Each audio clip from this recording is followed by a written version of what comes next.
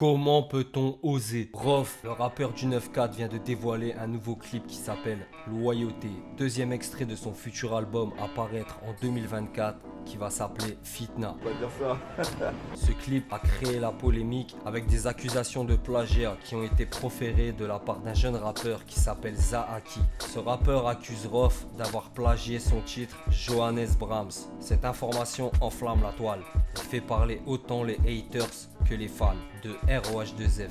On a vu fleurir sur les réseaux des réactions de soutien ou des réactions de haine à la suite de ces accusations. Le but de cette vidéo est de rester le plus objectif possible et de voir les éléments qui sont présents pour pouvoir juger de la question centrale de cette vidéo. Est-ce que le plagiat est réel? Tout d'abord, lorsqu'on parle de plagiat, spontanément et directement, ce qui vient à l'esprit, c'est les paroles, c'est le texte, la forme artistique. Le fait qu'un artiste ait copié un autre artiste au niveau du texte, ça se ressent et ça s'entend tout de suite. Avec l'antériorité des dates lors du dépôt du texte à la SACEM ou autre auprès d'un huissier, l'artiste potentiellement plagié peut prouver sa bonne foi et ses droits d'une manière qu'on pourrait qualifier de simple. Dans ce cas de figure qui nous intéresse, les textes ne sont pas mis en cause. J'aurais envie de dire heureusement, parce que l'intérêt de Rof de plagier le texte d'un jeune artiste, Je vois pas trop le délire.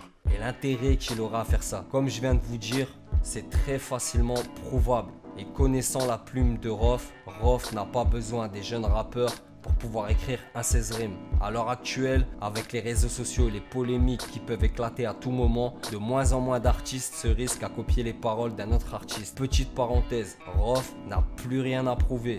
Au niveau de la musique urbaine, du rap français, le maniement des mots, les punchlines, il connaît. Les métaphores, il connaît. Les bangers, il connaît aussi. Quel aurait été l'intérêt pour lui de copier un jeune rappeur que personnellement je ne connaissais pas, au risque de se faire démasquer et d'aggraver son image auprès du public rap qui est déjà parfois sans compromis avec lui. Le rappeur Zaaki aurait-il voulu faire un coup de pub et qui d'ailleurs a bien marché? On en reparle plus tard dans la vidéo.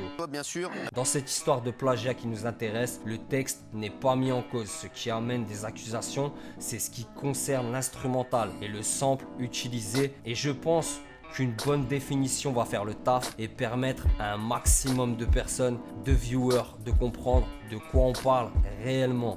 Quand on parle de sampling, qui est la technique de production et d'utilisation des samples, le sampling, c'est quoi? Le sampling, c'est une technique créative basée sur l'utilisation d'extraits sonores préexistants afin de créer une nouvelle composition. Désolé pour ceux que j'ai perdus. Je pense qu'au travers de cette définition, il est facile de comprendre qu'à partir du moment où un producteur, un beatmaker utilise des samples, il utilise une matière qui est préexistante, peut-être même avant sa naissance, et donc une matière qui n'est pas à lui. La méthode du sampling, c'est le fait d'utiliser la partie d'une œuvre musicale, la bande originale d'une œuvre cinématographique, c'est le fait de cutter une séquence qui va être réutilisée pour créer une nouvelle instrumentale, une nouvelle œuvre musicale. Revenons au cas qui nous intéresse. Ces accusations de plagiat envers Rof concernent l'instrumental et jusqu'aux dernières nouvelles parvenant à mes oreilles, Rof n'est pas encore beatmaker à l'heure actuelle et ne l'a jamais été. Donc comment ce jeune rappeur peut accuser Rof de plagiat, à part pour faire du bruit autour de son nom, ce qui, encore une fois, a marché.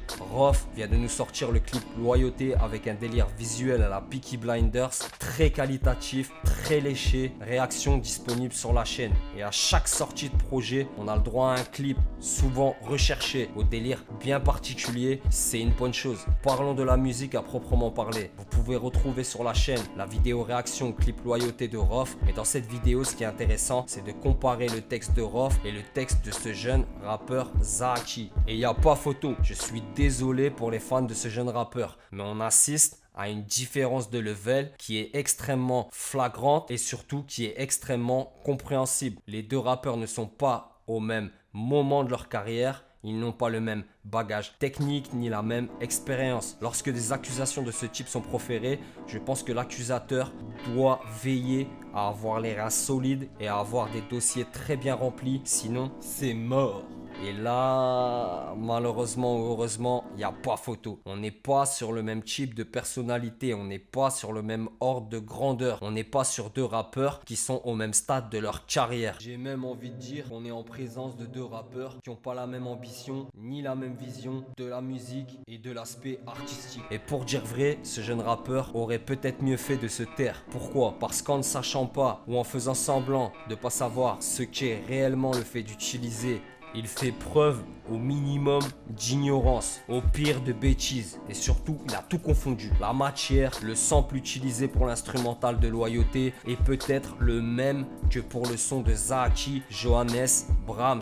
Dans tous les cas, le sample n'appartient ni à l'un ni à l'autre, et suivant sa provenance, il peut même être tombé dans le domaine public, et à ce moment-là, il est entre guillemets à tout le monde. Petite précision, ce sample en question a été utilisé en premier par un autre rappeur, j'ai nommé Youssoupha. Sur un de ses titres sortis auparavant, Youssoupha a déjà utilisé ce sample. L'envie de buzz a-t-elle dirigé les accusations de ce jeune rappeur Zaki? On va faire les choses simples.